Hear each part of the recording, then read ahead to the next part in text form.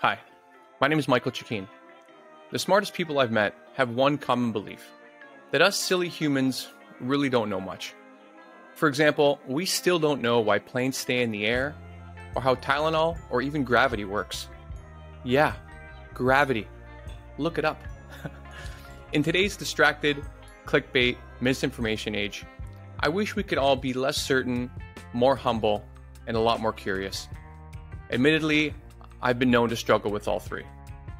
So no more, no less, this show is my attempt to be that change. Thanks for joining me, and here we go. Hi everybody, welcome back to No More, No Less. I'm still your host, Michael Chikeen, and today in studio, I have with me today, Marci Warhaft. Marci is the author of The Good Stripper, a soccer mom's memoir of lies, loss, and lap dances. Marci is a body image expert and also a resilience coach. There's honestly so much for us to talk about today, so let's just dive right in. Marci Warhaft, welcome to the show. Hi, Michael. I'm happy to be here. I'm excited for this conversation. Yeah, me too. So as I mentioned, I listened to about half of your book so far, and the part that I want to go through first before we get into the life that now you're trying to release the shame from living. Am I saying that correctly? Sure. Yep. Okay. So, and the thing that struck me a lot, so profoundly sadly, is the amount of loss that you had through the years. Mm-hmm. And what I've written down, and at the end, correct me if I missed something or got something wrong, but it was like a compounding tragedies where I believe it was your father leaving, mm-hmm. your brother dying, mm-hmm. which I was crying on the metro. Listening to that. Maybe reading would have been better, but I think it was just the voice in it. I was like, okay, I'm going to pause here.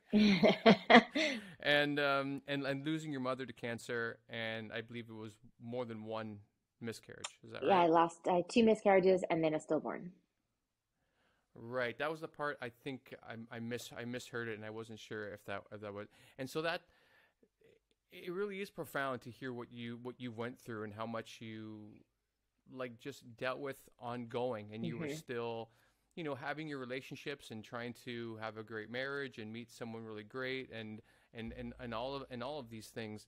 And so I guess the first question I'd like to ask is how do you look back at it now? Because I kind of think of life sometimes at best as filled with love but marked by loss. Yeah. And I at best. And I wonder how do you look at those compounding experiences now for who you are? Well, I will tell you that I'm not I'm somebody who doesn't quite see things the way other people do, in the sense of, I don't believe that the things I went through made me who I am today. I don't believe that I'm stronger because of what I went through. I don't believe that I can enjoy joy because I've experienced pain. I don't buy any of that. I'm so on board. To me, it's cliche after cliche after cliche. It's not that. So I think people like to package things in these pretty positivity boxes so that they can find some sort of reason, right? And you get that a lot when you've gone through a lot of stuff. When people say, well, you wouldn't be the amazing person you are now if you hadn't been through those losses. And my thing is, that's not true. First of all, you're giving my losses the credit for the good things about me. Don't do that. That's on me. Right. I always say that I used to say I peaked when I was 10. I loved who I was when I was little. I was an athlete. I was on stage dancing and singing. I was very confident. I was outspoken. I wasn't intimidated by anyone. I loved who I was. And then I lost who I was. And it was the pain that I went through, the trauma I went through, that took me away from that. It was my resiliency. I think the seeds that were planted when I was very young, it's that brought me back to who I was. So it's not, I'd like to believe I would have gotten here anyway. It just would have taken a different route, and it wouldn't have left me with so many emotional and physical scars. But looking back, I mean, I also can't say, I won't say I don't regret anything. I do. When people say, a lot of people say I wouldn't change anything. I would change things. Right. I'm not, it's, maybe it's my age. I don't know. But I'm I don't. No, I will totally echo that, because I think people who say no regrets, I think you got to be a psychopath, because who hasn't lived there? You're either a psychopath or you're the most boring person in the history of the world. Because if you're trying to live your life to do something that matters, or even doing things that are important to you, you're never going to make the best decision. Like the one of the things that humans are the worst at is forecasting. Right. So how can we be the worst at forecasting and always make the best decision? So I think people that are saying like, oh, no regrets, no regrets, I think it's the same as saying like, your losses made you this person, Right. and everything happens for a reason. I think it's the way we try to rationalize these bad things in our life, and just maybe accepting like, I fucked up, and you know, Right. this is the life that I have now. So like, hey, I really applaud that line that you're taking. And there are different degrees. I mean, sure, there are things that I've done I wish I hadn't done, but I won't really regret it. But then there are things that I do. Anything I did that even Right. inadvertently hurt somebody else, I will always regret. And I'm okay with that. If you live in that, and I used to live in that, the bad things I Mm. did and hate myself for it, that's a problem. I understand. See, this is the thing. Looking back at some of the things I did that I do regret, I don't punish myself for it. I don't hate myself for it. I don't even criticize myself for it. I actually have empathy for myself now. I look back at that and go, you did the best you could. Doesn't mean that I don't regret it. Doesn't mean that if I could go back and change it, I wouldn't. I would. So I think people think that that there's such negativity attached to regretting things. No, I'm being very kind to myself by saying I get why I did it. Mm-hmm. I totally understand it, but I can still wish I hadn't done it. And I think that people have they kind of struggle with that. And going back to your original question, Right. when I look back at my losses, I mean, I'm still gutted from those losses. I mean, I always say that well, they say, I think that the greater the love, the greater the loss. And I will always be grateful that I had the beginning that I did, that I had the mother that I did, that I had the brother that I did, because I don't think I would have survived some of the stuff I went through after if I hadn't had them at the beginning to give me this amazing foundation that, you know, I felt so loved and so protected for 17 years. And then when that was taken, when my brother died, when my mother died, it, it changed me. It completely changed me. And, you know, I'm not Yeah. living in that, but I'm not living in it, but I'm living with it. And I will always be living with it. I say quite often that the last minute, truly, that I ever felt really safe in the world was the minute before I was told my brother died. That was it. I mean, it changed my entire life changed that day. It did, completely. Yeah. Because how old were you? I was 17 and he was 21. Right. Like, because I think it depends how early it happens when we're faced with mortality, either a friend dying or a relative that is really close to you. Like, I think maybe less so if you're close to a grandparent and they die when you're in your early teens, because I think somewhere you realize that they're old, so it's part of life. But if something happens like so Oh, strongly, I was 18 when a guy I went to high school with hung himself. mhm. And I still remember where I was when I got the call. I can remember like almost collapsing at the funeral home crying. Mhm. And he wasn't like a really close friend, but we were just like always seeing him out. Like his girlfriend was a friend of the family, like all of these things. And it really, really stayed with me, because then it was like, okay, this is out of the ordinary. Right. That this person who like was a funny, charismatic guy, and that he would do this to himself, and none of us could understand why. Speaking to his parents, they couldn't understand why, and all of that. So I at least from there I can see what you mean by like there was the before and after, when you like the veil of naivety of innocence kind of just evaporates in a For sure, second. in different ways. I mean, I think as teenagers, especially, we feel that there's this almost, we have this protective shell around us. And it's like you said, at the time, I didn't know anyone who knew somebody close to them that died. Maybe one friend who lost a grandparent. But like you said, not that that's not Right. impactful. It's different because it is sort of that life cycle thing. Hmm. But when it was my brother, and again, I mean, I knew he was sick, but he wasn't. I think my mother really tried to protect me. And so I didn't know how sick he was. And so, I mean, I Right. say in my book, I was literally writing an English exam when he died. If we knew, if I knew that it was that bad, I wouldn't have been in school.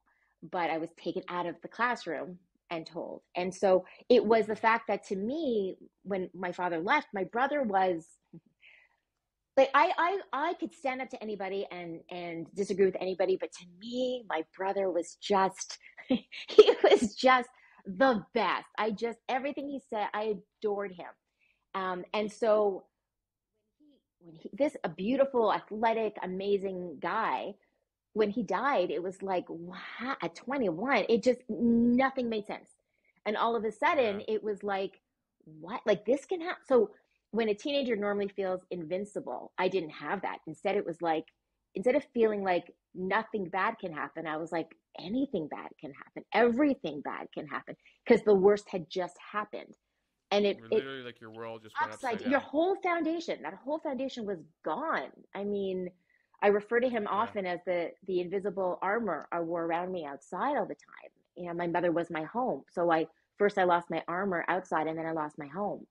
And it's a really, really challenging, difficult place to be. I didn't have extended family. I have an older sister. We were have not been close until more recently, so Hmm. didn't have cousins that I grew up with, aunts, uncles, none of that. So Wow. it was trying to sort of rely on myself going forward with when everything I was still, it's like building a house on quicksand. Like it's like how do I move forward so young when my whole world just collapsed.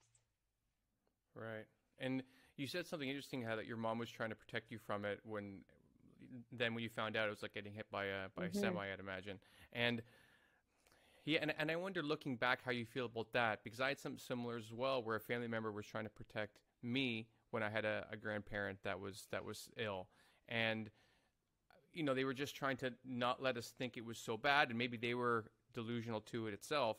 So then when my grandfather passed away, like, it was pretty shocking, and I still wish I would have had more time with him, that I would have spent more time and cared for him during that time, because I think we kind of glossed over it because we thought like it was healed really quick. Like, there's a whole, like, it's still foggy in my mind. Yeah, So I wonder now, like, let's say you were in your mom's yeah. position. How do you, like, how would you handle it, if you would handle it any differently? It is a tough thing. I see now as a parent. I understand what she was doing. I think it was two things. I think one, she really was trying to protect me. It was very Sure. difficult when my father left and kind of didn't just left and left her to take care of the three of us on her own. And I think she felt that things were difficult with that, and she really wanted to protect me. The other thing was, Hmm. she admitted to me at one point too that she didn't tell me because, especially sending me to school, it was my final exam of high school, and Hmm. to her, if she had kept me home, that's a big deal. So by keeping me home, it would have been having to admit to herself that he was that sick. And I think she kind of felt like, okay, if I send her to school and I don't, then maybe. So it was kind of protecting herself as well. But I think, Right. look, she did it again 10 years later when she was ill, and she didn't tell me that she was dying. And we were on the phone 3 times a day. We were living across the country, but I was pregnant, and for the third time after losing two. And we literally, we were very, very close, and we would talk 3 times a day. She would call me with her pregnancy cravings for my pregnancy. And then I went for an ultrasound, and was excited to be flying back home 4 days later to show her the pictures. And my sister called and said, "You got to come home now." And I'm like, "I'm coming home in a few days." "No, mommy's dying." And I'm like, "What is that?" And I flew in right away, and she died the Right. next day. And again, so unprepared. And my sister told me, who was living in the same city, she didn't even know. And when she spoke with my mother's doctor told my sister that she told my mother to tell us, like, weeks before, even probably months before. But my mother still was trying so hard to Uh, protect. But did it protect me? No. Here I was pregnant and yeah. lost my mother and didn't have a minute to. I'm here writing her obituary pregnant. It's just it was a lot. It was a lot. Yeah. Yeah. That word's doing a lot of heavy lifting. That it was a lot. Yeah, because as you talk about that time, like, even after your mom passed, and there's a part in the book where you talk about your time in the hospital and being your own advocate, and how your mother really helped you through that. And I think that's an important part to touch on, because can't remember what the book was called. I think maybe it's called Hidden Women, and I'm sure doctors also do this with men, but maybe more so with women, because some doctors I've met have a bit of a god complex, Yeah. and some are wonderful, so I'm Mm-hmm. not painting with such a wide brush, but I'd like you to tell the story of what happened to you and what the consequences would have been if you weren't so like the annoying patient or whatever they Right. you said some of them were calling you. Yeah. Well, because my mother wasn't an aggressive person at all, and she had battled breast cancer and gotten better. And then at one point she'd gone for her regular yearly mammogram like you're supposed to do, and she called for her results, even though they say they'll call you if there's a problem. But no, that was her thing, and that's what she taught me: call anyway. And the nurse said, "Yeah, we see the same shadow that you had before, but it's fine." And she's like, "What? What are you talking about?" And she's like, "Oh, we've had this for years and it's fine." She's like, "What are you talking about?" So she put the doctor on, and the doctor's like, "Oh, you're fine. I've seen this a million times. You're fine." And she's like, Uh, how have you seen it?" And it was her doctor for years, through her mastectomy, through everything. And she's like, "Why do you know about this and I don't?" Like, this doesn't. So she demanded to have um, a test done, a biopsy, and they berating her like, "You're wasting our time. This is what I do. I've seen this." And she said, "Write down on a piece of paper, this is not cancer, and sign your name." And he said, "I can't do that." And she's like, "Well, then I love give that. me the biopsy." Right. And again, this was not an aggressive woman. And he wouldn't do it. So she had the biopsy, and it came back that she had cancer and it had spread, and she died 2 years later. And what she had said to me at that point, and my sister, was, "Don't be intimidated by a doctor. They've got tons of patients. You've got you. So if you feel that something's wrong, if you feel something's not right, fight for it. Make them listen to you. Don't let them send you away." That was her thing. That's her thing. Get all your records, which I haven't been great at. Follow up on your appointments. Like, do that. And so she died. It was June of 1998. I was pregnant. I'm expecting he was supposed to be born in November of 98. So just a few months later. And yes, I was nervous with this pregnancy. I'd had 2 miscarriages and my mother just died. I was nervous and I would get checked out quite often. But something happened where I was, how pregnant was I? I was like 6 weeks early, and he stopped moving. Like, he just stopped moving. He wasn't a big kicker, but he was a swimmer. I'd feel him moving and I just felt nothing. And something was like, it's not, and I did all the tricks. They say, drink orange juice, go for a walk, whatever. Nothing. And I knew something wasn't right. And I went to the hospital, and they checked me. I wanted one test for some reason, and they wouldn't give it to me. And they gave me this other test, an ultrasound, I guess. And they said, everything's fine. And I'm like, it's not fine. Like, I just knew it wasn't fine. And I just said, I want a non-stress test. And they brought in this doctor, and he was like, "I guarantee, listen, I was part of this. I'd agreed to be part of this study," or whatever. Anyway, he says, "You're fine." They'd written neurotic mother in my chart. That's the thing. You're just being neurotic. And I'm like, "I'm telling you." And the doctor looked at me, and I think he held my hand, and he said, "I guarantee you a week." He said, "You'll be fine. If go home, and if after a week you're still not feeling anything, come back." So I left, and I think I cried all through the night. And then I remembered my mother saying, "Fight, like, make them hear you." And I went back the next day, and I got a different doctor. They brought in this other guy who immediately gave me the test that I wanted, said something's wrong. They didn't know what, but they said they need to take him out immediately. I had an emergency C-section, and turned out he had lost 75% of his blood, that there was a leak. And the nurse in recovery told me, had I waited an hour, we would have lost him. And here the doctor said, "Don't come back for a week." And we were an hour away. And still, when he was born, they didn't know if it was a slow leak or like, doctors would come in every day and be like, "It's a very sick baby. It's a very sick baby." Like, there were no guarantees. And I say in the book, I talk about how I was in the hospital, and I'm not with my baby. My baby's in the NICU. You're on the floor with the people who have their babies. You're hearing everyone's baby. It's really tough. And I have my mother's picture.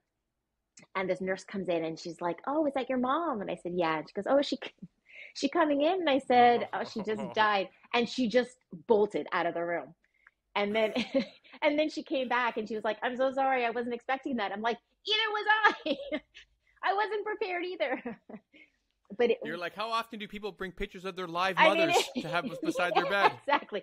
Never. I mean, I wasn't ready for this either. But yeah, so had she not, so I would say she saved his life, and he is named Yeah, after her. I'd say so. But had I not, somebody else would have listened, because they would have felt like, I don't want to be a pain in the ass. I don't want to be, I don't, because that's what we do, you know. Yeah. And so, Yeah, we shut down our own feelings because there's an appeal to authority, and someone's telling me okay, and if he tells you enough, then you either have to have the will to persevere, or you're just going to defer to this doctor. And let's say you wouldn't have come back in, you would have been at home crying the entire time, and all it takes is one person to give you the test. I think that's the part that really bothers me the most about that story, why I wanted you to tell it, is because it's not like you're asking for like a gray matter brain biopsy. It's not like you're asking for anything invasive. Like you're asking for, I think we said, is a fairly simple test. Common. To understand if there's something that's going wrong. And it was not unreasonable for you to have these feelings, since you knew what the baby's been like up until then, and then you had so many days without movement. Did you ever talk to that? Never saw him and never saw him again. He was like the big guy. Man. He was like a. Yeah, you're a better person than I would have tracked that guy down. I would. Yeah. Oh, I thought about it. I thought about it. Trust me. I thought, oh, if I ever do, yeah. Yeah. Oh, so I guess springboarding from that into the part, okay, that I've never got to the book yet.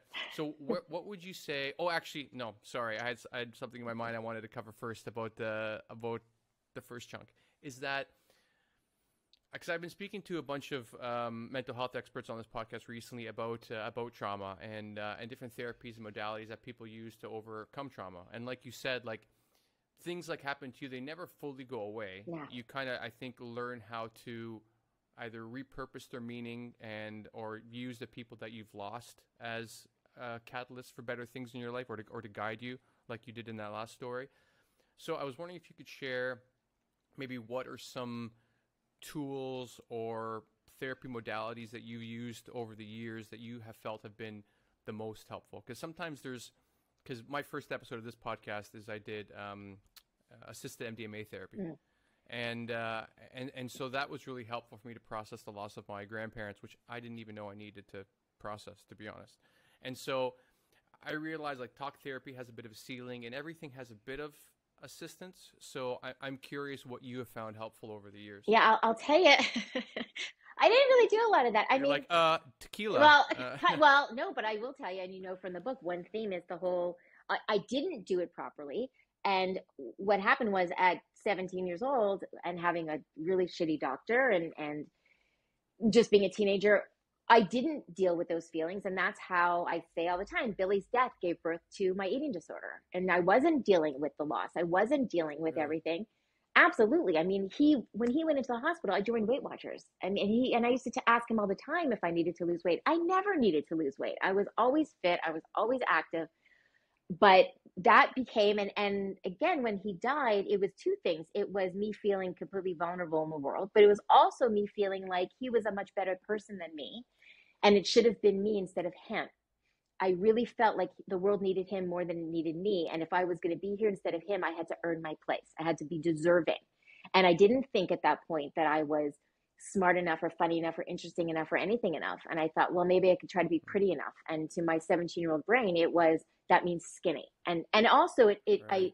I say that it was easier for me to focus on my empty belly than his empty room. Like it was the only thing I could control. Look, I just learned that I couldn't control anything in life, that life was completely out of my hands. What's the one thing I can control was my body, what I ate, what I didn't eat. It was like a rebellious thing. People would bring food to the hospital and I'd be like, I'm not eating.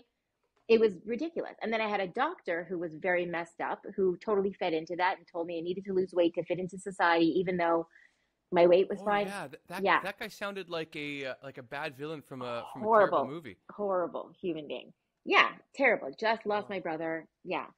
And so that when I'm so focused on that, on my body, on what I'm eating, what I'm not eating, every calorie, it didn't give me time to process anything. It was a way of avoiding it. It's a way some people turn to alcohol or turn to drugs or turn to whatever.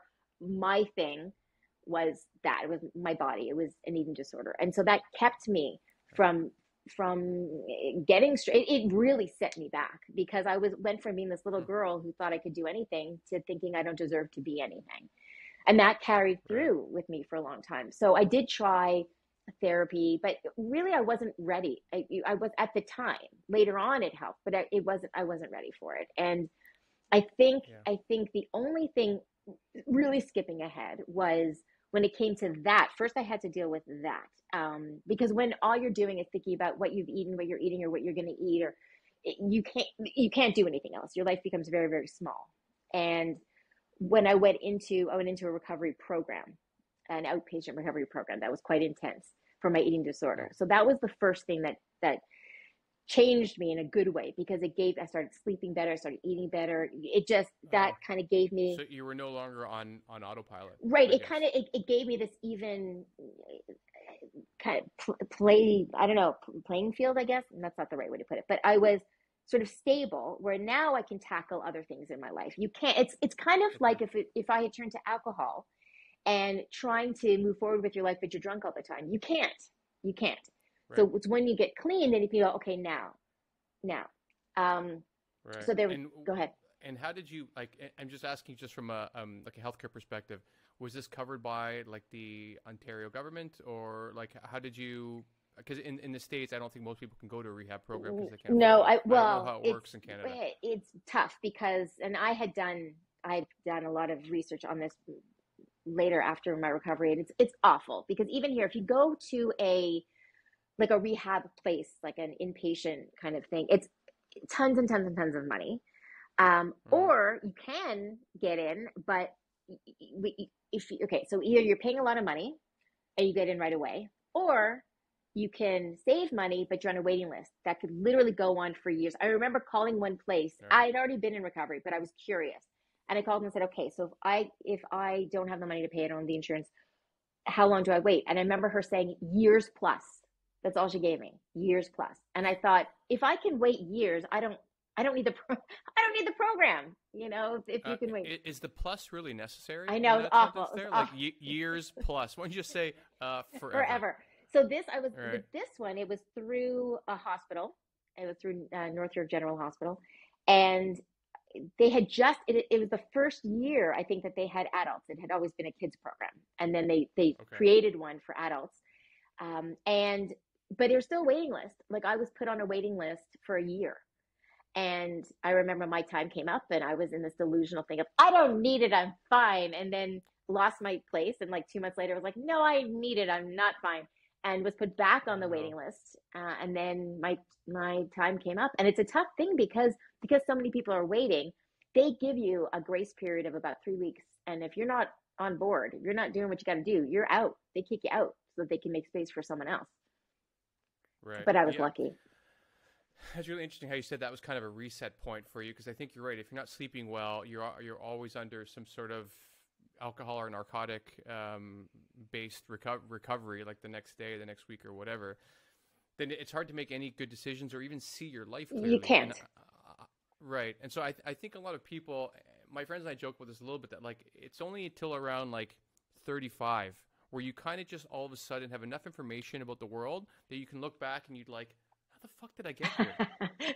And it's like waking up in a forest and someone just took a blindfold off and you're like, okay, so I heard the sound of the car. Like, so I was wondering, like, were you doing that after a certain amount of loss, like during your marriage or before your marriage, or did this all come like after you got out of the stripping life and then started going into like trauma recovery and um, kind of putting your real self back together, if that makes sense? I think I always knew I had an issue.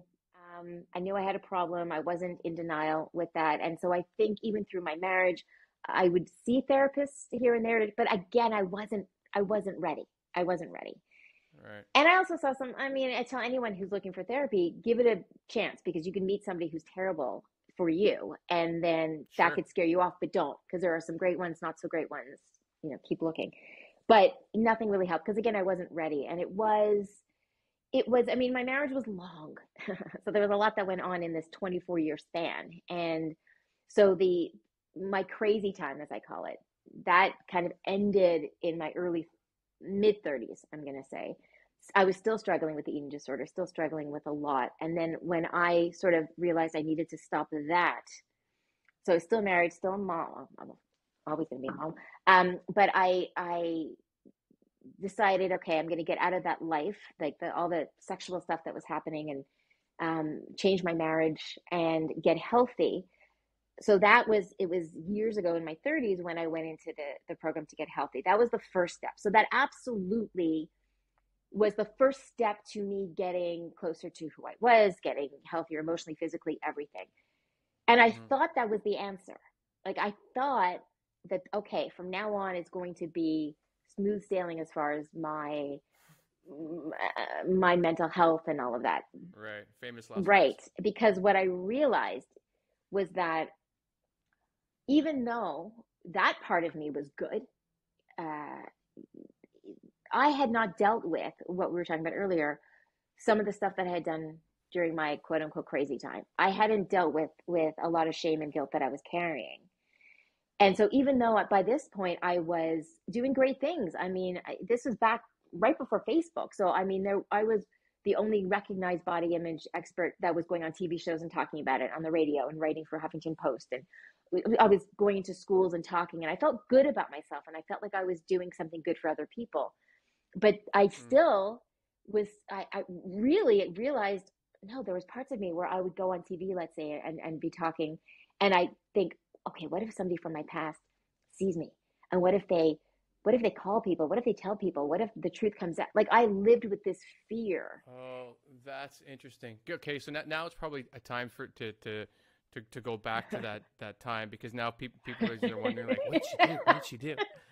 And so maybe just take us through like the moment where you decided, like, okay, I'm gonna start doing this double life as a stripper, and then kind of get into where things went that caused you to have all that Right. that shame in the future. Well, I'll tell you this, and I get my book's a bit deceiving, the title, because I didn't strip for that long. The stripping part of it was only a few months. The double life was a few years. And so the stripping was part of the double life.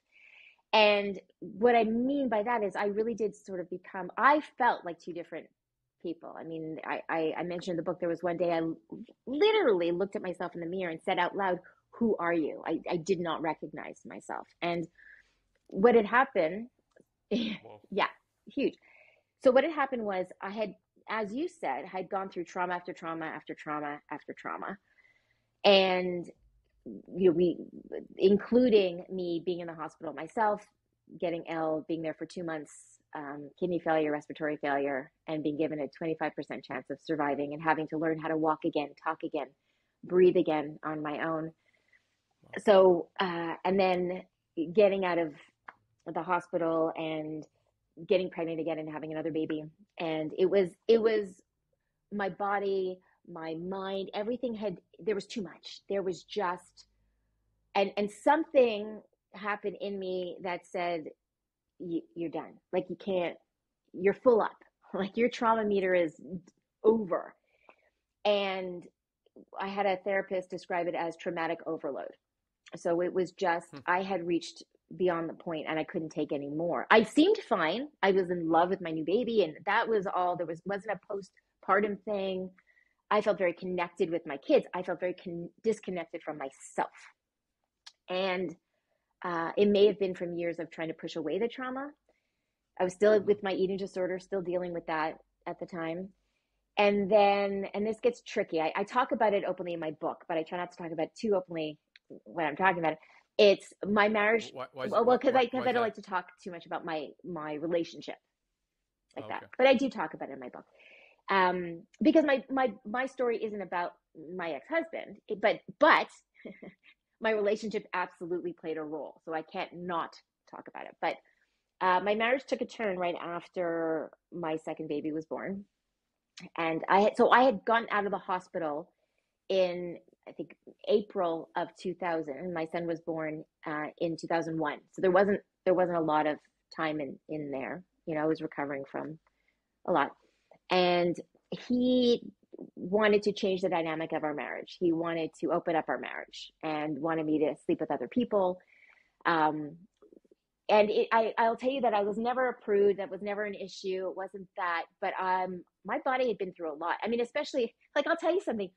When I was in the hospital, when I got sick with just a weird illness, I mean, I had major surgery. I had major operations. So I had scars. I was still dealing with my body image stuff. I had just had another baby, not really looking to have sex with other people.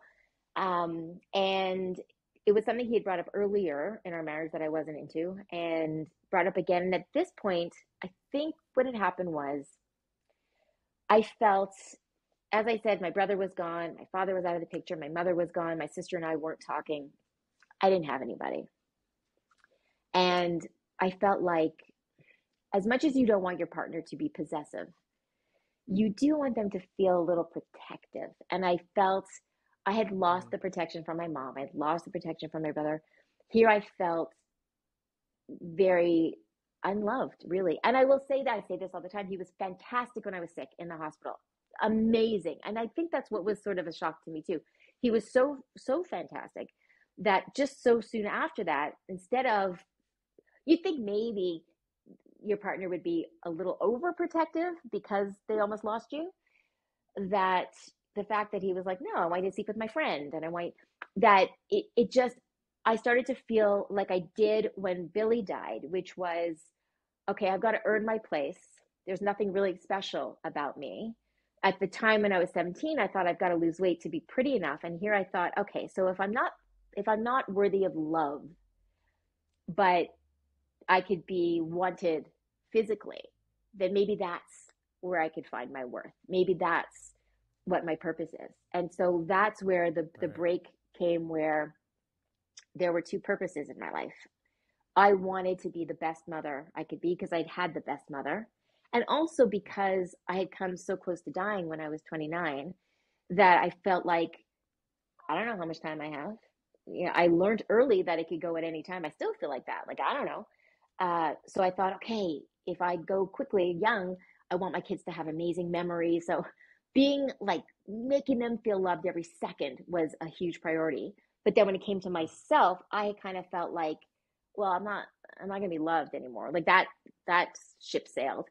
So I started to find what I thought was worth in my sexuality.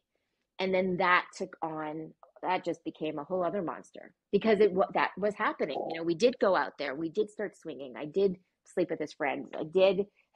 And then it became where I felt very controlled, and he sort of got to pick who I was with, and this rebellious part of me that I always say I wish had taken me out of the situation, instead was like, you think you can control me? And then I was like, I went rogue, is what I say. It was like I was just somebody looked at me the right way and made me feel wanted. Okay.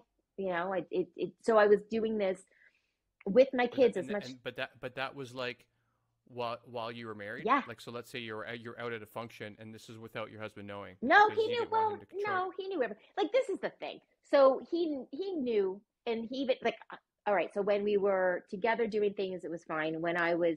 Let's say I said the kids were at school and I had met somebody, and let's say I had an interlude with them. Did I tell him?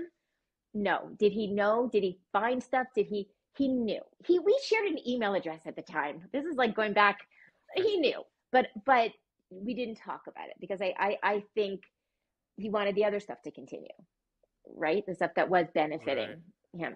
So yeah, the trade-offs we make, right, that continue to kind of spiral. It wasn't good. But I'll tell you the stripping part, how that came to be, was kind of ridiculous. But because I was so into my body and so obsessed with it, I always say I was simultaneously disconnected from it and hyper-focused on it. Because when I was with people, I was very disconnected from it, and I wasn't very protective of myself, but so fixated on how it looked. Especially when you're out having sex with people, you have to look good. So there was the pressure there. But I had met a trainer at the gym because I belonged to two 24-hour gyms because I worked out constantly. And the trainer's like, I can get you to look like a fitness model in 6 weeks. And I was like, okay. But you have to pay. And so that was my thing, it goes back to the whole self-worth thing, because I thought, okay, I'd like to get this training, but I'm not working. I'm taking care of my kids, they're toddlers. So I couldn't justify using family money, using the household money to pay for something for myself. it felt wrong. Uh, So I thought, well, and this isn't typical, but my thought was, what can I do? What kind of job? Because I couldn't get a job because I was with my kids all day. So what kind of job could I get where I could still be with my kids all day and then work when they're sleeping? So I thought, stripping. it's interesting how that even started, because it seems like it came from a place of low self-worth to begin with. Because if you would have been at a place where you felt okay about yourself, then you'd have been like, I can obviously take household money to right. get a personal trainer because this is for me, and like if I'm healthier, my kids are healthier. Like there's a pretty direct line of sight between self-worth and just taking the money that you could afford to get it. Right.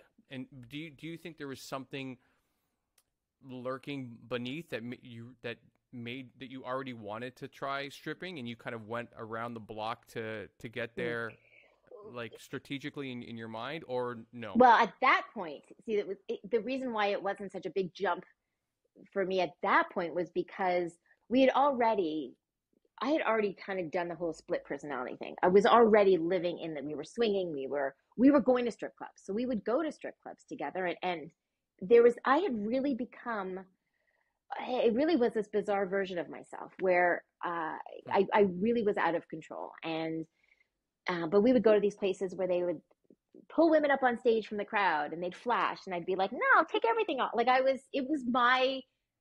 and he was cheering me on. So it was this validation. So it didn't seem, I thought, well, I'm going and we're doing it anyway. And we're going, so it seemed like I could do that. Why can't I do that? It made sense, which is weird. But yeah, I think there was something in me. I've always liked to dance. I still like to dance. So it was, I thought, oh, okay, maybe it could be fun. Yeah.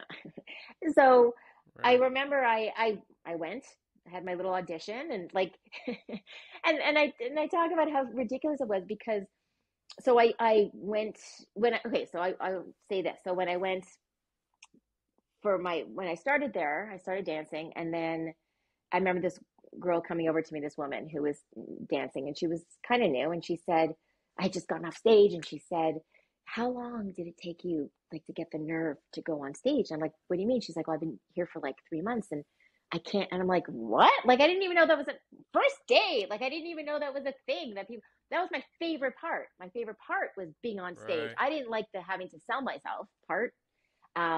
That I hated, but there was something in me that was getting the accolades, that was getting the attention, that was, having people say, especially when you're dealing with body image issues the way I was, to have people say, oh, you look great.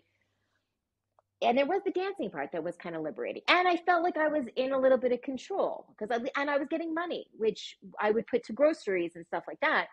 But I felt like I was contributing. So I felt like I'm earning my place. I'm also being a good mother and a good wife because now I'm contributing. I used to get my hair done once a year. I never had a manicure. I never went facials. I never went on vacation. I never met my friends for coffee. I wasn't spending stuff. I wasn't a spender. So I would take it and I would just use it for the household, but I felt like I'm contributing. So that added to what we talked about was the whole self-worth thing. But it was like a kind of a virtuous cycle in a really vicious sort of environment.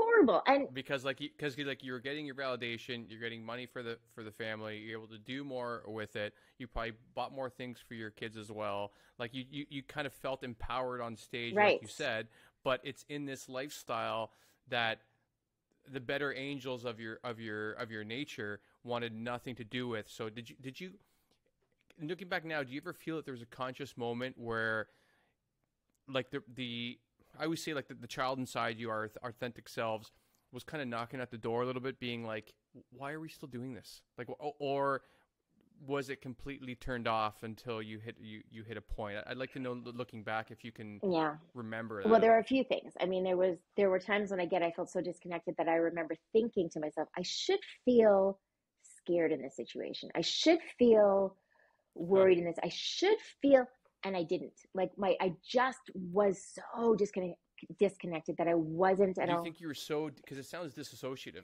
So does it sound like you were so you're dissociating so strongly that like part of you realized that you should have an instinct, but that instinct was like you put it to sleep years ago. Well, that's it. It really was me.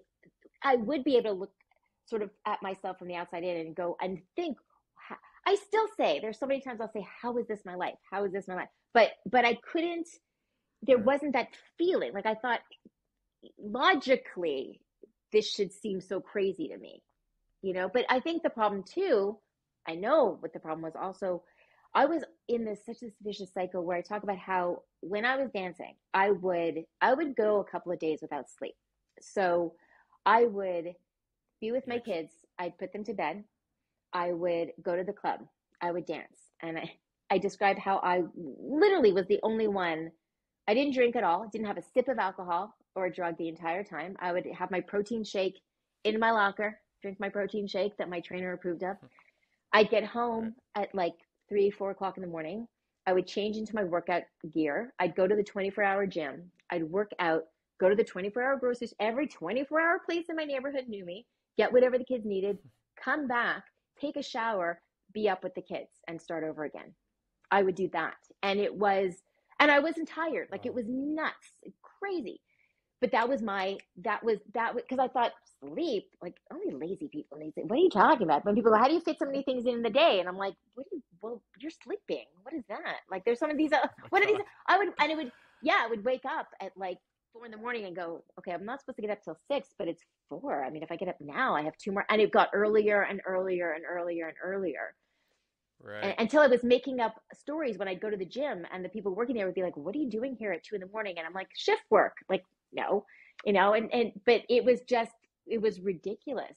But Oh, yeah, wow. It seemed like born from a bit of like anxiety as well, that nothing was okay around you. Like maybe there's a bit of like hypervigilance that came from, so many bad things happening in your life that it's hard to feel that place of peace, because you said, the last time you felt safe was when before your brother died, or maybe a little bit in your marriage before he decided he wanted to open it up, right. and so that wasn't a safe place anymore. Oh So yeah. there was this constant like veil of threat around you, and it's interesting that like you would just, someone would ask you a basic question like, why are you here, and you could say like easily, oh, I just couldn't sleep, but it comes out with a lie That was automatically. shame too, right? Because it's like, I don't know, I was Right. trying to cover up because I did know that I was still terrified that somebody would see me and that my kids would find out and things like that. And I think when you talk about feeling the fear and not feeling protected, there was also the part of me there were things that I did where I started to really hate myself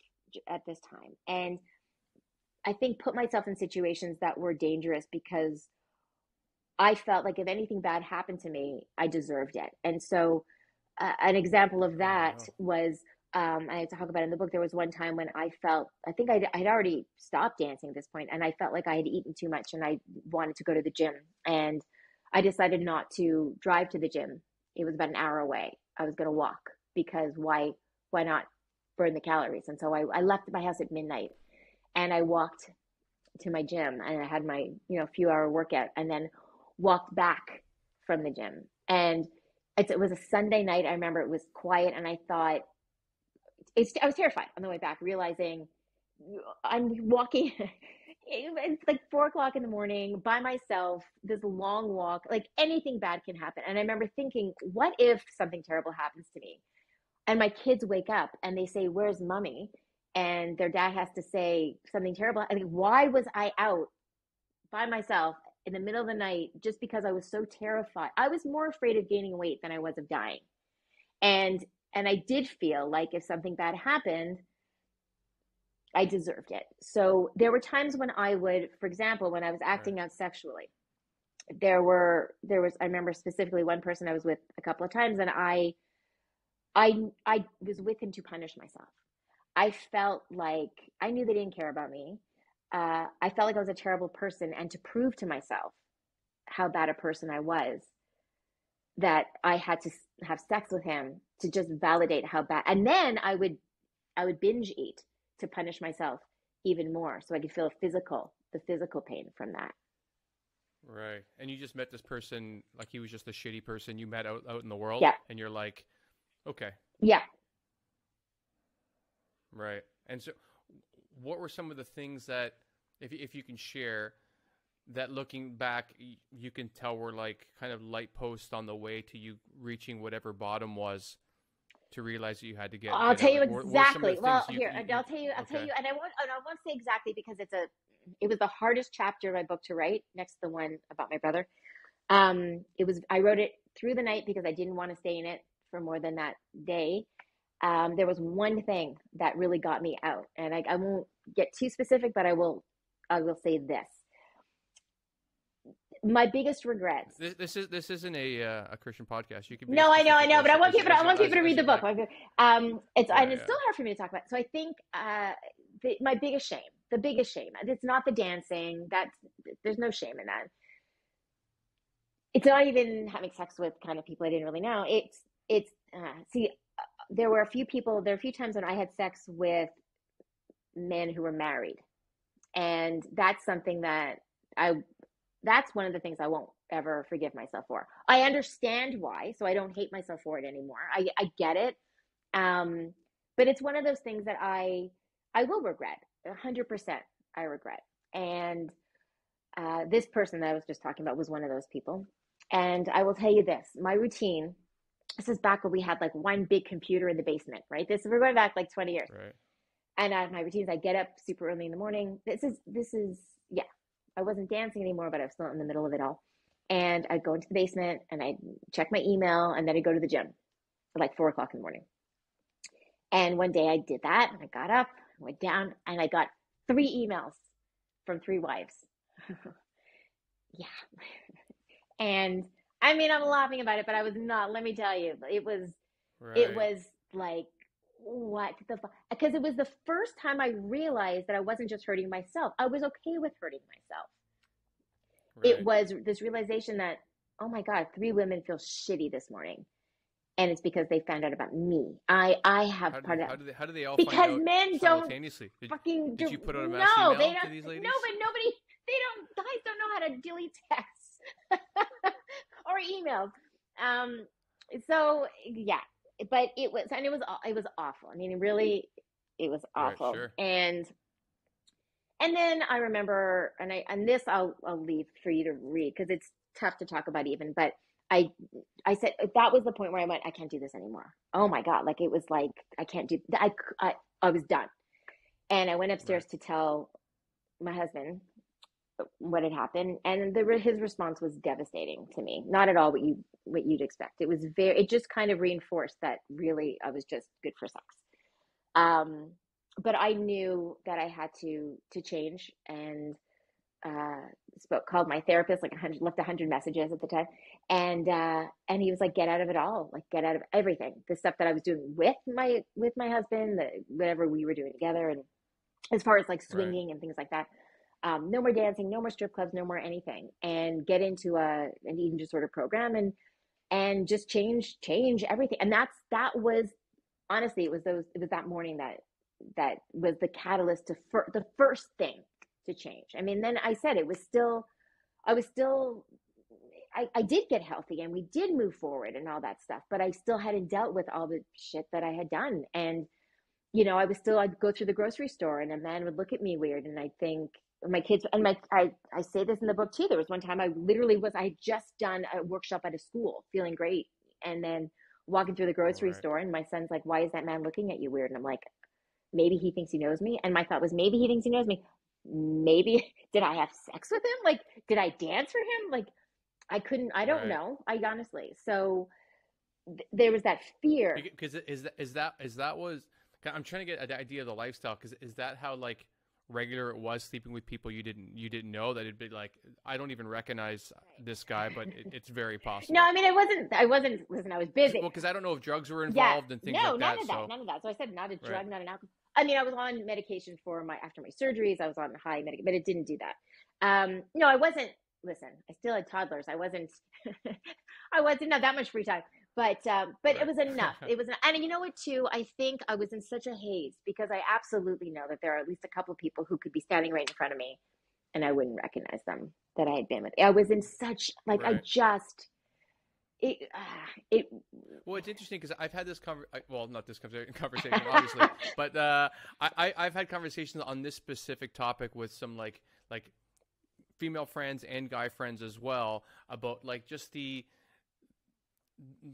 difference between, if you can consider one, between like someone that's hyper promiscuous as a guy and someone who's hyper promiscuous as a girl, and I'd like to know if you agree that the only main difference is the safety aspect for women versus men. Like I have friends who, you know, after a brutal marriage and they've been divorced and it was the first love, that they go on a complete like dating app rampage. Mm-hmm. And I've seen some girls have done it as well, but it seems to leave the girls in a different place than the guys from the ones that I've spoken to, where the guy's like, all right, now I found someone, I'm moving on. Or some of the girls I've spoken to are like, yeah, I wish a couple of those, I felt like I had to sleep with them, and so I did, and I didn't want to, and I was just looking to feel good, which, you know, it's good for however long the sex lasts, and then I feel terrible. And so like, and even the safety aspect, not to mention that if a girl gets pregnant, a guy takes off and the baby is still there, or, you know. Yeah, or just... Yeah. And so, right, or if there's an abortion, then there's that whole trauma. But like, so I wonder how you look at all your time and sexuality, because you mentioned something on your profile where I found you about the difference between being sexualized and being sexual. Right. So just that aspect, I was wondering if you could share how you look at that topic. Yeah, it's tough because I think at one point I thought, okay, I've got to go the other way now. Like I've got to really kind of tone how I dress down, tone how I look down, maybe try to be really kind of homemaker mom. I didn't realize that's bullshit. Like I am who I am, and I'm and it's not even. I think I did it for 4 minutes, but I think I've always been in touch with myself, my body, my sexuality kind of thing. I mean, it's evolved a ton, but I think I confused it in the sense that I thought, especially when I was dancing, but even when I was with the men, and I never, to be clear, I never kind of went out on the street and picked up somebody. There was always, I kind of knew them, built up a bit of a thing. It wasn't, never did that thing, thankfully, just kind of pick someone up off the street. But that's the danger thing. But I certainly wasn't selective. I'm not going to say I'm selective. I was selective.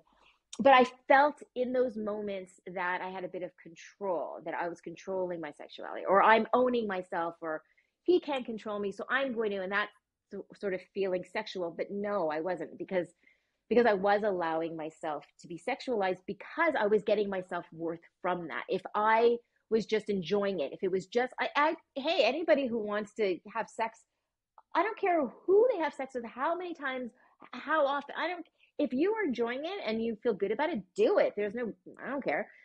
But if you're doing it because you're trying to fill some sort of void, then that's where it's not okay. And there's that one person again, and that I talk about, and there were a couple, but I say in the book that we played a game where he would pretend that we had something special, and I would pretend not to know that he was completely full of shit. And I'll tell you this is, I'm going to tell you this, Michael. So when we talk about later on about how I had to release, even the fact I'm talking about this, like, I mean, I kept these secrets fiercely guarded for decades, and here I am, like, talking about it. It's crazy. But when I talk about how I was afraid that people would find, I was afraid that my past would come back, and I remember my ex-husband would be like, "Oh, don't let it go. It was years ago." Let me tell you something. This person in particular that I'm talking about, that I used to sort of punish myself, contacted me, I don't know, 6 months ago. Still had my number in his phone, wanted to reconnect. And I'm like, who? Right. What? Like, I am so not that person anymore. And I was able to give him the line that I wrote in my book. And I was able to say exactly that. We played a game. You pretended that you felt something for me, and I pretended not to know that you were completely full of shit. And that was great. Did he have a response? He's like, oh, kind of, but he still tried. Well, I think we could, I feel like we could maybe reconnect it. No, we can't. Even how you're doing it, I feel like he's got like a big gold chain. I feel like, but like, yeah, it was very, very patronizing, very arrogant, very, yeah. I'm like, no, that's not who I am. Sorry. Right. Yeah. We go through like different seasons of our life, and it's really interesting how we understand different things as we enter later seasons. Like I know I think I realized this about myself, something about myself maybe 10 years ago, because I was raised Catholic, and so you always have this thing of saints and sinners. I'm atheist now, but so the years after I realized that Catholicism is complete and utter nonsense, and I essentially had to re-examine my entire life and everything that I knew. And there was even things like, I remember a girl that I was dating, and we were rushing to go somewhere, and I had to shower. I'm like, oh, can you please just do me a favor, iron my shirt quick so we can like get there on time? And she's like, oh, okay. And then I come out of the shower, and like she's like, I'll be honest, I don't know what I'm doing here. This thing is totally filled with wrinkles still. And so I remember we were laughing, and I'm like, how don't you know how to iron stuff? And she goes, my dad does all the ironing at home.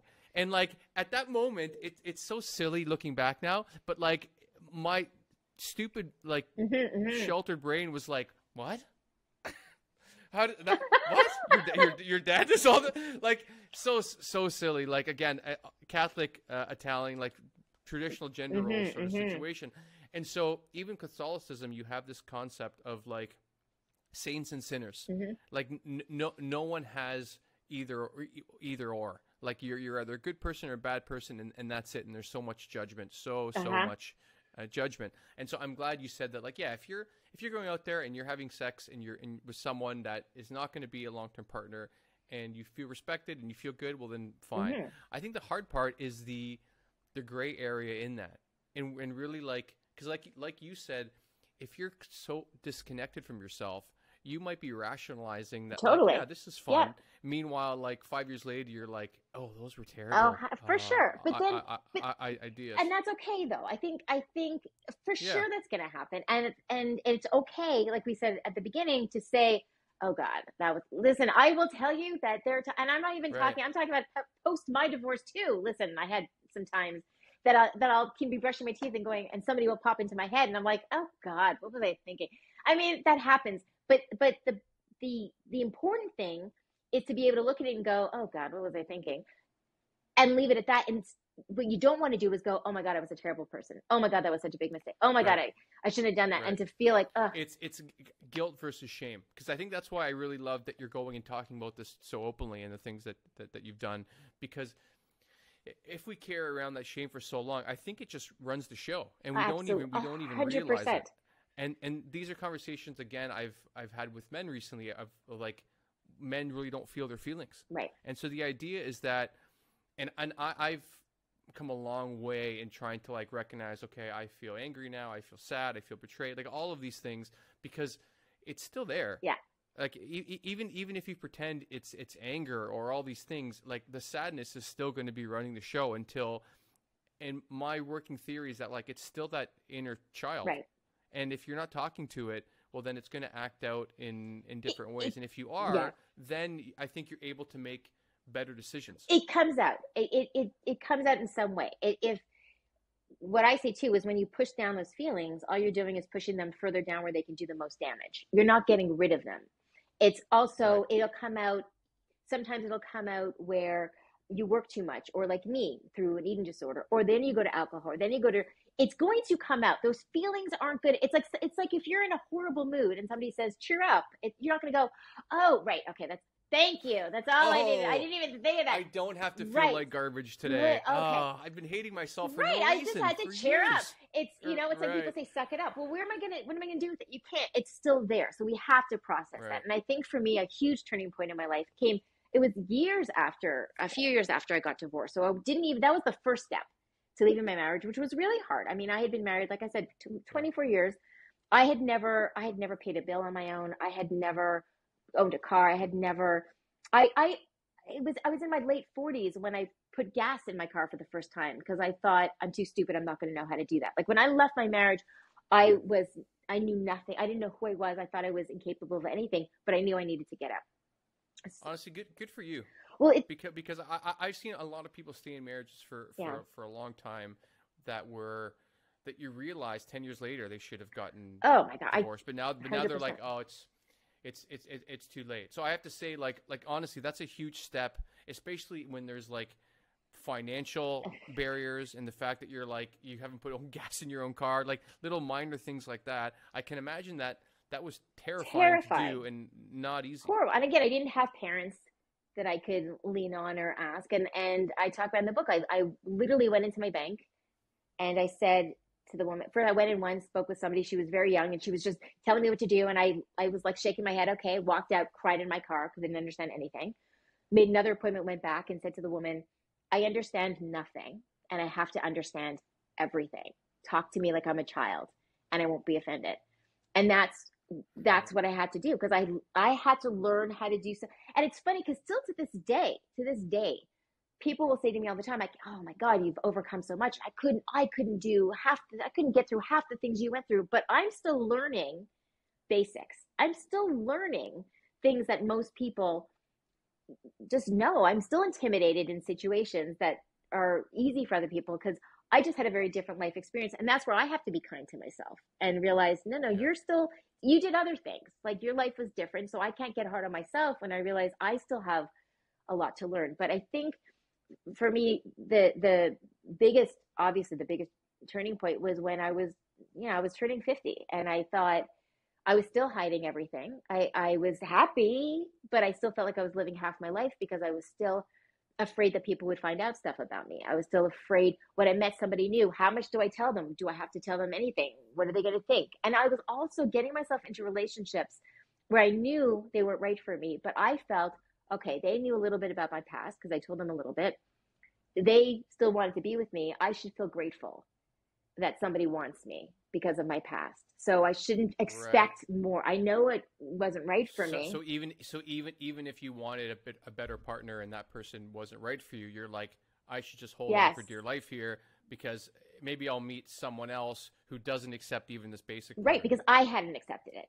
That was the thing. Right. I hadn't accepted. And it wasn't until I don't even know what it was. I really think it was turning 50 and I said, I'm done. Like I'm done living with shame. I'm done living with I'm over that. And I realized that there were more years behind me than ahead of me. I didn't want to waste another day. I mean, I lost my mother when she was 56. So that's really young. And I was turning 50 and I thought, I don't know how much time I have.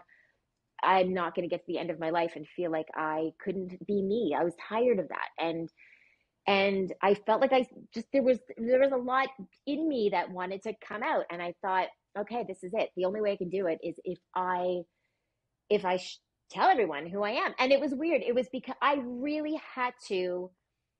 had to be okay with myself. I had to be able to forgive myself because when I decided to write the book, when I found out it was going to be published, that's when I realized, okay, I had to be willing to risk my reputation. I had to be willing to lose people. I mean, my kids were going to know about my past. I had spent so much of my life in fear that they would find out. Here I'm going to be telling people publicly.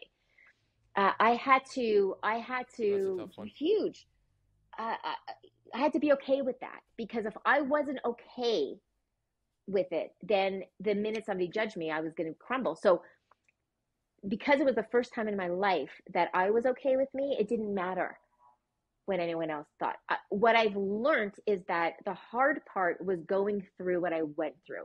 The hard part was surviving my traumas.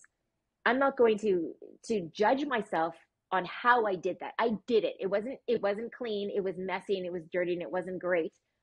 But it got me to where I am. I survived. So if Right. that didn't kill me, then being judged for it, that's certainly not going to kill me. Right. Wow. And I think because it's all really part of the human experience. Like, I think one thing, again, that I learned, like, again, like after I was reevaluating what life, like without this religious lens was like, and then when I started like an online business and I started traveling around and meeting other entrepreneurs, I was just learning so many people living so many different lives because I was stuck in like Stony Creek, Ontario for most of my life, and like all these little Ontario bubbles. And Ontario is a very, very conservative place. Mm. It took me years to realize that.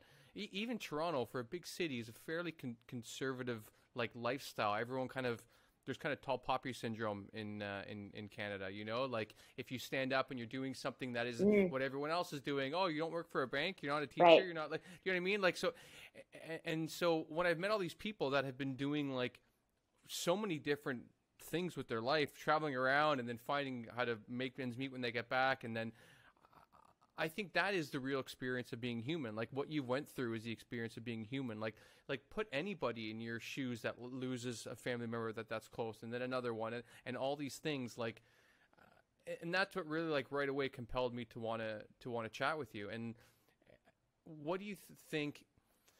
As you mentioned, your kids, that you didn't want them to, before learn what you did because you had all that shame around it. How do you think you would have? I don't know how to phrase this. Like, let's say you wouldn't have kind of had this shame cleansing that you're doing now, and so you realize that those times in your life is part of you and not you. And I think those are two very different things. And I think when you're stuck in shame, you're like, this is me. Everything bad I've ever done is me. Anything good I've ever done, oh, that was a mistake. Right. I'm a horrible person. Blah blah blah blah. But you're looking at it as like, yeah, this was a part of me because I did these things. But that's not who I am. Mm-hmm. This is what I used as a coping mechanism. And what happens when your kids want to pick up a book and read these things and just learn about their mom? How do you think you would deal with that? Because it's way more delicate than you and I having a chat. But yes, although I will tell you, by now my kids are older. So I mean, they're in their 20s now. But that said, and when it came out, so they were a little bit younger. But that said, still, it's still challenging. There's still things, but they also, so few things. They knew I wasn't a typical mom in the sense I just wasn't. I was always outspoken, especially in the later years. Like I dance all the time, and so it wasn't like Susie Homemaker was all of a sudden coming out with the story. Right. But, and I will say they're not going to read it. Maybe they'll read it. They don't listen. I'm open and pretty raw in the book. And there's things that you just don't want to read about your mother. So I don't think they're going to read it. One of my sons wanted to know what was in it, to be prepared for other people's sort of comments. And I'd like them to read it maybe in their 50s. But I remember when I met with them, and it was right before it was coming out. And look, it says stripper in the title, right? I mean, that's something and their reaction was so amazing because I remember, I couldn't even say the title. I just said, okay, this is what it's going to show them a picture of it. And this is what it looks like. And I swear to God. So my older son looked at me and went, okay, do you want my opinion as like your son or as a consumer? Because I think it's really good. And I'm like, what? He's like, do you want me to workshop your title? I swear. Because like I think you can do better. No, he was like, and I'm like, what? Are you getting the...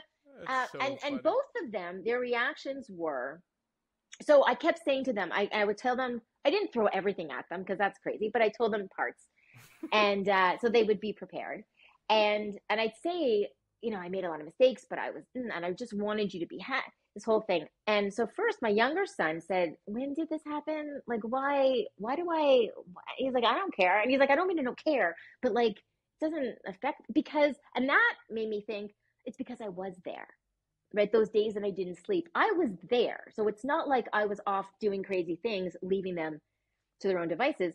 They remember me making the obstacle courses at the park for their friends and the scavenger hunts and being there to take them to school and after school and reading to them at night. They remember that. So they were like, they had no idea so that made me feel good.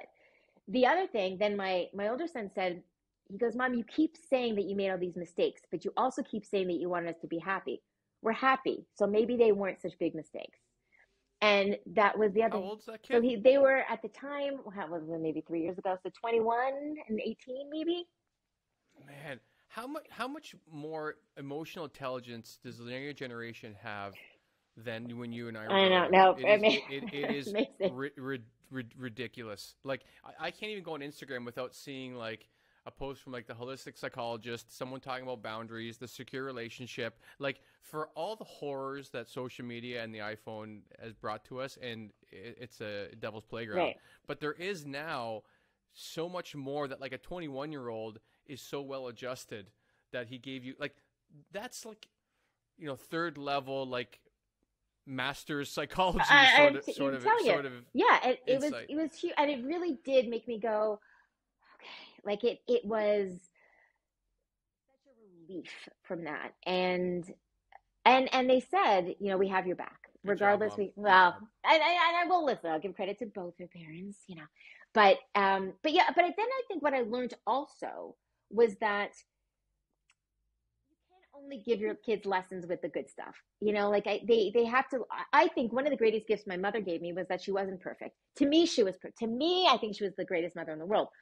But Hmm. she made mistakes, and I think that that's a great gift because what I learned was you can be a fantastic parent and still have made mistakes. I think it's when we tell our kids that we only show them the good stuff that we're making them think that they only have to be do perfect things to be good people. And I think for me, they'll learn that because they see good things that I do and they know I'm a good person, but now they know that I did some not so great things. And they'll learn that if they fuck up in life or if they do something they regret or whatever, that it's not over.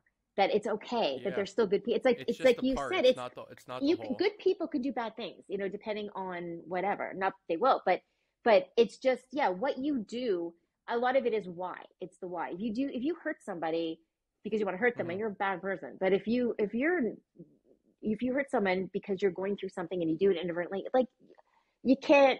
It's not the same thing. Right. So Yeah. It doesn't mean it's a good thing to do and that you shouldn't be remorseful and make amends if you can, but it doesn't mean you have to take it it's on not as your whole as person. an Yeah, it's identity. exactly. It's not. You're not a But bad I think person. that's why it's so hard for people to change because I think as we do different things in our lives, I think our brain just builds up a narrative for who we are based on that information. So you could say a positive affirmation, but if you don't believe it, it doesn't matter. And that's what that's coming out now that people that really have low self-worth, if you're trying to read a list of affirmations and say it over and over to yourself, it kind of makes you feel worse because inside you're like, I'm never going to be this. Right. But if you can say that, like, yeah, the things that I've done were either a coping mechanism or, something I thought was a good idea but was not a good idea, like all of these things, but who I am is X, Y, Z, and kind of follow that, then I think you can build a foundation where you can start making new decisions. And then those new decisions start to create a new narrative for who Mm-hmm. you are. And then it's really the part. And I think that's the hardest part to get to. And so, like, I do want to be respectful of your time. So I guess now, what sort of things are you working on now that was going to make who you are the bigger part, bigger and bigger? Like, as we're on the cusp of a new year, what sort of Well, I don't do things are I you don't do looking any kind towards? of New Year's resolutions. Well, I mean, it sounded yeah. good. Well, well, you know what though? I'll tell you this. Just one thing is that I also think that we need to let go of the control in the sense of like I also don't believe that. I think we put a lot of pressure on ourselves if we for every social media posting, just be authentic. There's also the you woke up today, so be grateful. And sometimes we don't feel grateful, and I think that we feel bad if we don't feel grateful. I think if we there's a lot of Mm, manifestation stuff, and I'm not saying it doesn't work, whatever, but I think I hate it because because I think people have this idea that okay, all these things that I want to have, I'm stuck in this bad place. I guess I don't want it hard enough, or I guess I'm not asking for it hard enough, and sometimes shit just happens. Like sometimes stuff just I don't believe everything happens for a reason. Like, okay, the reason is right. sometimes life just sucks. Yeah. Like, it just, why me? Why Yeah. not me? Yeah. Like, it's just, so I think we have Well, and to, people that are being authentic, like sometimes your authentic self is an asshole, and maybe that person needs to do some work. well, that's true. Exactly. Yeah. Exactly. But I think we got to take some pressure off ourselves. And I think that's kind of a thing with me is that I still put pressure because I think there's still a part of me that has to feel that, to earn my spot. I still feel like I have to, I'm never doing enough, like that I have to earn I want it like and I still deal with look when you lose people young and when you come that close to mortality, you do feel like it could go at any time. My kids laughed because there was one time somebody asked me, "Where do you see yourself in 5 years?" And my kid's like, "Ask her where she sees herself in 5 minutes because that's more that's more because I don't plan." So for me, I do think sometimes, okay, my thoughts always like, when I die, I want people to remember, and like people around me are like, why are you even saying that? Like, who thinks like that? Like, don't even think like that. So for me, I take baby steps as far as planning because I've also learned that I can't. I have every 6 months, I'm like, what? I did not expect this. Like, that happens to me at least every 6 months. I'm doing what? Where? So I don't plan too much. And I didn't know, look, when I released the book, never did I expect that I would tell my story. And then I have people coming to me. I started the resiliency coaching only because people kept coming to me going, what do you do? How do you do it? So I started helping people release the shame and turn it around in a way that isn't Very cliched, cool. in a very different way, in ways that kind of worked for me. Um, so, and with my podcast, right? How to Ruin Your Own Reputation. That to me has been amazing. And that came out of the book. I made the decision to risk ruining my reputation by releasing my book. And it was the best thing I ever did. It brought me closer to people. People going, oh God, I thought I was alone. Yeah. I realized, oh, I can't tell my story yet, but I feel better hearing that you did and the world didn't end. And it connects me, it highlights people who are living lives that some people don't understand. And it's a way of connecting and bringing conversation and more understanding and less judgment. So I'm going to keep going wherever wherever life takes me and take it from there. And how do you, maybe you can give, so you say you're doing resilience coaching right now. Maybe let's say someone comes to you and they have some shame or whatnot they want to work out. What are some exercises that you could provide some people listening to this that, advice for how they can help to release shame and kind of move on so that, like we said, that the part of them that they think is who they are, they can eventually get to it just being a part of them. I'll tell you one thing. I think a big problem is that we often judge who we were then by who we are now. We judge what we did then by who we are now. So we look back and go, oh, that was a terrible thing, not realizing that, well, that's what I did then because those were the circumstances. Would I do it now? No, but that's not because I'm a better person. It's because now I know more. I have more experience, maybe more support. I have more knowledge. So that's why. So what I do is I have people literally write down things that they are holding on to, things that they did, shame, and then go back and see, okay, well, what was going on at that time? What was happening at that time? Well, maybe it was a loss they just experienced. Maybe it was a relationship that they were in. Maybe there's usually something going on in their life that led to them doing that. Okay, well, what have you learned from then? What would you do now? And would you do it now? No. Okay, then you got to let that go. And so it's to again look at what you did, but what was going on? That was huge for me. Even writing the book, there were things I was still feeling bad about. And I wrote it down and I went, oh God, now I understand why I felt that way. Now I understand why I reacted that way. And that was such a huge burden off me because I was holding on to that. Oh, okay, they're mad at me because maybe they're right. Because no, wait a second. I had a right to feel that way because that's what I was going through. Now, would I react the same way now? No. And then you kind of feel, instead of feeling shame over what you did then, you feel proud of who you are now. So it's just looking at it differently. That's great. And I appreciate that. It's a great way to end. So, thank you very much for joining me today and for your story and for writing that book. And you did a great job with the audiobook as well. Well Thanks. done. Thank you. Thanks for Yeah. listening So, to thank it. you very much. Yeah. Take care. Bye. So, thanks for listening to No More, No Less. I appreciate the time you spent with me today. So, please subscribe and rate the show if you enjoyed it. It'll help me create more amazing content and get that next little bit of validation that I so deeply crave. If you did enjoy it, well, that sucks. But to make sure, I think you should listen to my next 10 episodes and then decide. I mean, come on. Rome was not built in a day. I'm just getting warmed up here, guys. So thanks again. See you next time.